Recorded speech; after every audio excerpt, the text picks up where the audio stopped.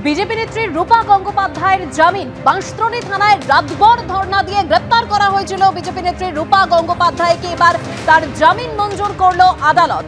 नीरा सफेद तुरंत खुले, भरपूर झाग दे और इसकी स्मार्ट साइंस दे स्मार्ट केयर और फ्रेशनेस। मेरी चॉइस मेरा सफेद।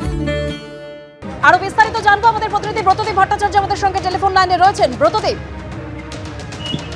দেখো, রূপা গঙ্গোপাধ্যায়কে আজকে সকালে বাঁশদ্রোণী থানা থেকে পুলিশ গ্রেপ্তার করে এবং গ্রেপ্তার করার পর তাকে মেডিকেল পরীক্ষার পর আলিপুর আদালতে নিয়ে আসে এবং পুলিশের তরফ থেকে যে অভিযোগ করা হয়েছিল যে রূপা গঙ্গোপাধ্যায় তিনি পুলিশের কাজে বাধা দিয়েছেন এবং সেই মোতাবেকই তার বিরুদ্ধে সেই ধারায় মামলা রুজু করা হয়, যেটা নন বেলেবল অর্থাৎ জামিন অযোগ্য ধারায় তার বিরুদ্ধে মামলা রুজু করা হয়েছিল।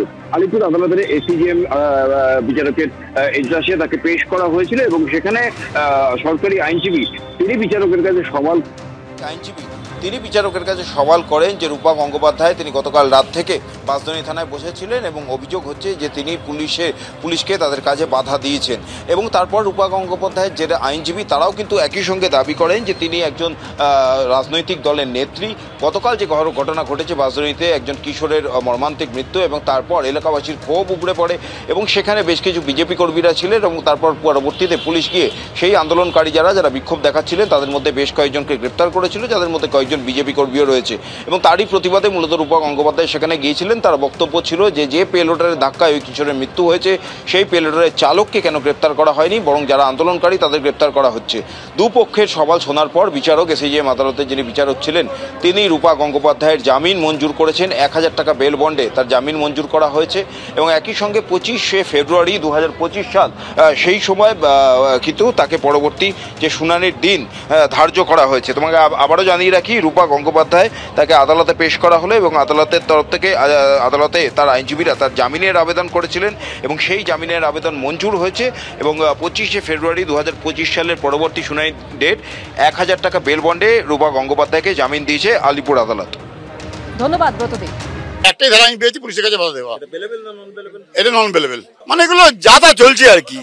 এগুলো যা করছে কলকাতা পুলিশ নিজেদের লজ্জা। আইনত নয়, ওনাকে বাইরে বসানোর জন্য অসুস্থ ফিল করছিলেন, লকারের মধ্যে যাতে ওনাকে ঢোকানো না হয় আমরা বললাম, তো ওনারা বলছেন সাহেবের কাছে পারমিশন নিয়ে আসতে। উনি তো চুরি করেননি, ডাকাতি করেননি, কোনো কিছু করেননি। উনি পলিটিক্যাল রিজনে অ্যারেস্ট হয়েছেন, বায়াস অ্যাটিটিউড দেখিয়েছে কলকাতা পুলিশ, ওনাকে জোর করে অ্যারেস্ট করেছে। গ্রাউন্ডে আপনাকে অ্যারেস্ট করা হলো, কিছু জানিয়েছে পুলিশ? হ্যাঁ, আমি নাকি ওদের কাজে খুব ডিসরাপশন করেছি এবং ওদেরকে আটক করেছি। আপনি তো বসেছিলেন, মানে কিছুই তো করছিলেন? আমি তো কিছু করি।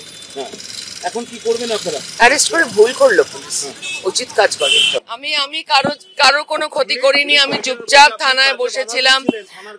অনেক বড় বড় ধারা দিয়েছে, আমি কাউকে কোনো কাজে বাধা দিইনি, আমি কাউকে কোনো, আমি জানি না এটা, আমি জানি না, বিনা কারণেই এটা করা হলো, এটা দরকার ছিল।